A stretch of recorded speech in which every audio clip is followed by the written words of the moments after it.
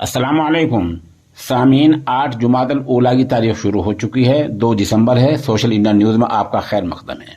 खबर का उन्वान है मिंबर इसम्बली नाहिद हसन का अब क्या हो रहा है। जाहिर सी बात है उनकी ज़मानत हो चुकी है और अब उनके हमदर्दों के और उनसे मोहब्बत करने वालों के और उनको वोट देने वालों के जहन में ये सवाल बार बार उभर रहा है कि नाहिद हसन जेल से बाहर क्यों नहीं आ रहे हैं और अब हो क्या रहा है।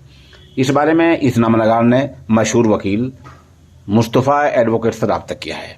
उन्होंने बताया है कि आज यानी जुमे के दिन मुतल्लका अदालत से परवाना जारी हो चुका है। यहाँ से जो तस्दीक का परवाना था वो जारी हो चुका है और उस परवाने को लेकर सरकारी एहलकार आज जुमे के दिन यहाँ से कैराने से चित्रकूट जेल के लिए निकल चुका है। चित्रकूट जेल यहाँ से तकरीबन जो है 700-800 किलोमीटर के फासले पर है।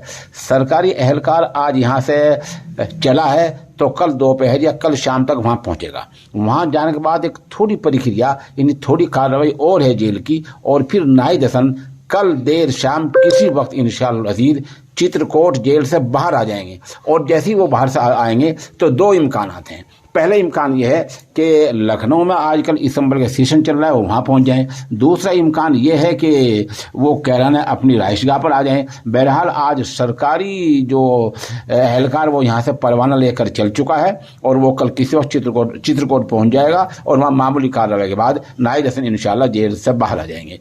इसके लिए 2 जमानती हुई हैं। 2 जमानती के फार्म भरे गए हैं। 1-1 लाख रुपए के फार्म भरे गए हैं। ये इनको बेल बॉन्ड कहा जाता है। ये 2 फार्म भरे गए। दो जमानतों के परवाना जारी हो चुका है और जैसे मैंने बताया सरकारी एहलकार परवाना लेकर यहाँ से निकल चुका है।